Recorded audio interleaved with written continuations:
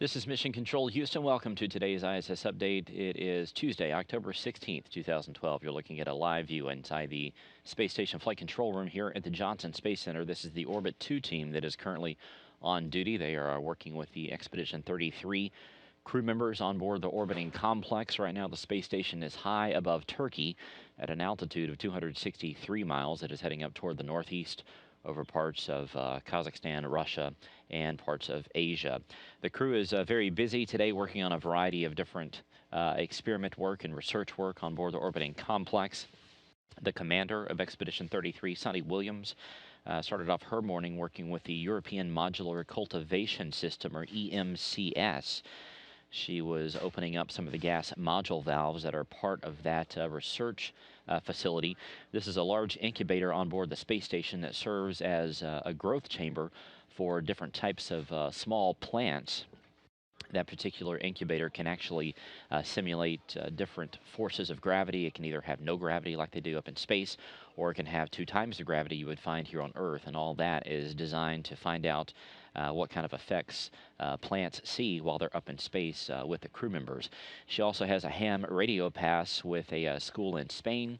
She's also performing an acoustic survey of the space station environment.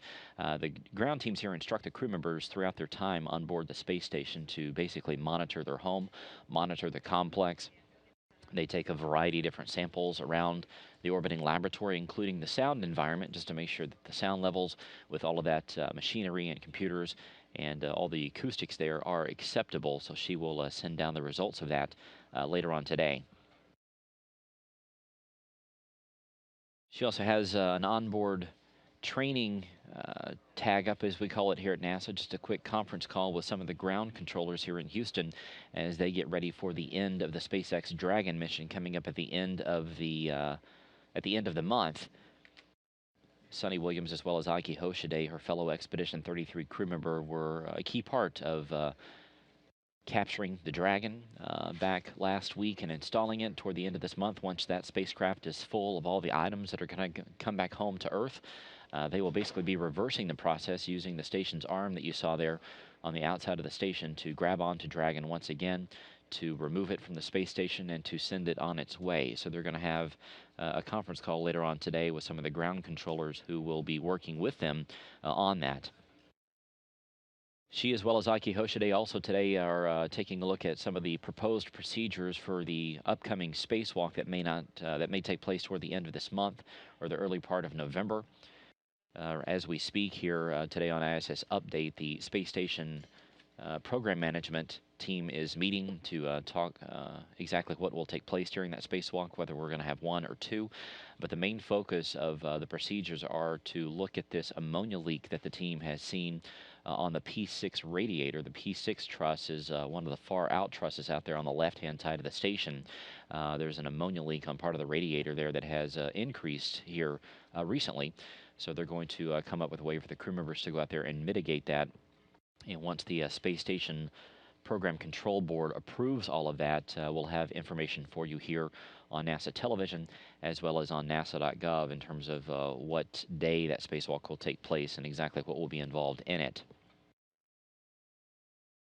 Aiki Hoshide is performing an analysis of some of the water on board the space station today. He is setting up some radiation monitors throughout the space station. As we talked about, Sunny Williams is doing some sampling of the sound and the acoustics on board.